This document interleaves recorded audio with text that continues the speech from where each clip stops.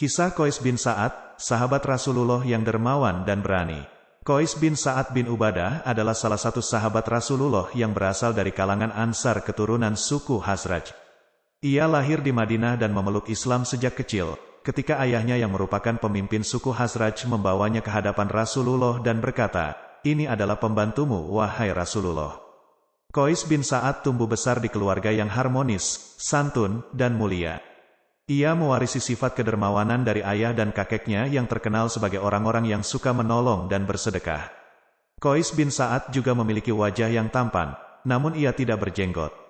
Hal ini membuat orang-orang Ansar berkata, "Seandainya kami bisa membelikan jenggot untuk Qais dengan harta-harta kami, pasti kami lakukan."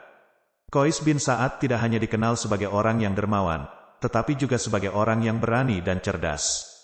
Ia mengikuti berbagai peperangan bersama Rasulullah dan tidak pernah absen dalam berjihad di jalan Allah.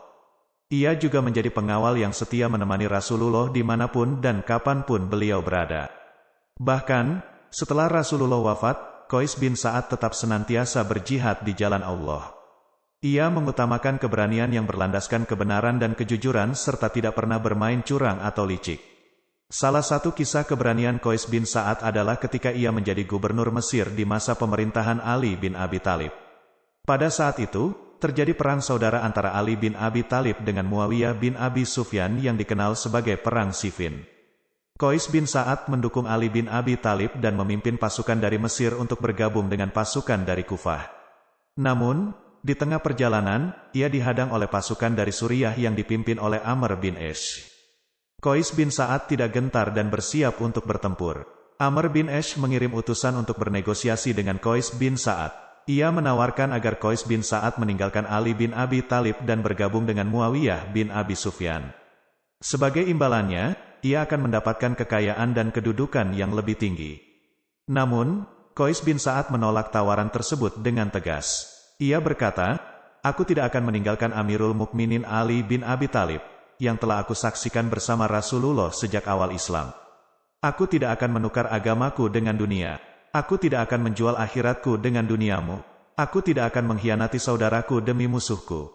Qais bin Sa'ad kemudian melanjutkan perjalanannya menuju Siffin dan berhasil bertemu dengan Ali bin Abi Thalib. Ia memberikan bayat setia kepada beliau dan berjuang bersamanya melawan pasukan Muawiyah bin Abi Sufyan. Dalam pertempuran tersebut, Qais bin Sa'ad menunjukkan keperwiraannya dan kecakapannya dalam memimpin pasukan. Ia juga menghadapi Amr bin Ash dalam duel 1 lawan 1. Namun, sayangnya, perang tersebut berakhir dengan kebingungan dan kekacauan karena adanya tipu daya dari sebagian pasukan Muawiyah bin Abi Sufyan yang mengibarkan mushaf di atas tombak mereka. Hal ini membuat sebagian pasukan Ali bin Abi Thalib ragu dan menyeru untuk menghentikan peperangan dan menyelesaikan masalah dengan cara musyawarah. Qais bin Sa'ad sangat kecewa dengan hasil perang tersebut. Ia merasa bahwa Ali bin Abi Thalib telah dikhianati oleh sebagian sahabatnya sendiri. Ia berkata, "Demi Allah, aku tidak pernah melihat seorang pemimpin yang lebih baik dari Ali bin Abi Thalib, dan aku tidak pernah melihat seorang pengikut yang lebih buruk dari pengikutnya." Qais bin Sa'ad kemudian kembali ke Mesir dan melanjutkan tugasnya sebagai gubernur. Ia tetap setia kepada Ali bin Abi Thalib hingga akhir hayatnya. Ia wafat pada tahun 50 Hijriah di Mesir. Ia dimakamkan di kota Fustat, dekat Masjid Amr bin Ash. Ia meninggalkan warisan yang besar, namun ia telah menyedekahkan sebagian besar hartanya untuk membantu orang-orang miskin dan fakir. Ia juga meninggalkan jejak yang indah sebagai seorang sahabat Rasulullah yang dermawan dan berani.